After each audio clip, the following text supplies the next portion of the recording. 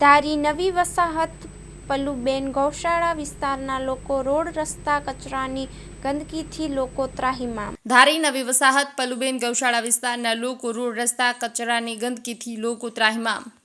નવી વસાહત ગણેશ સોસાયટીની બાજુમાં પલ્લુબેન ગૌશાળા વિસ્તારની અંદર અનેક રજૂઆત કરવા છતાં શેરીની અંદર કોઈ જાતના કામ થતા નથી। અનેક રજૂઆતો કરવા છતાં કોઈ પણ તંત્ર કામ ધ્યાનમાં લેતું નથી।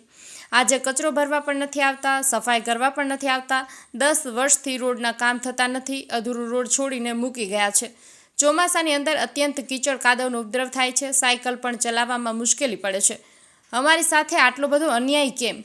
એમાં પણ કોઈ કામ કરતું નથી। વારંવાર ફોન કરવા પડે છે, ફોન કરીએ તો એવો જવાબ મળે છે કે થઈ જશે, આવશું જ, કાલે આવજો, પણ કોઈ કામ કરતું નથી।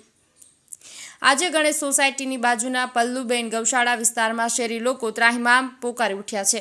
તંત્રને જાણ કરવામાં આવે અને તાત્કાલિક નિર્ણય અને કામગીરી કરે એવી શેરીવાળા લોકોની અપીલ છે। અહેવાલ બાય મા ન્યૂઝ પ્રતિનિધિ સંજય વાળા, ધારી।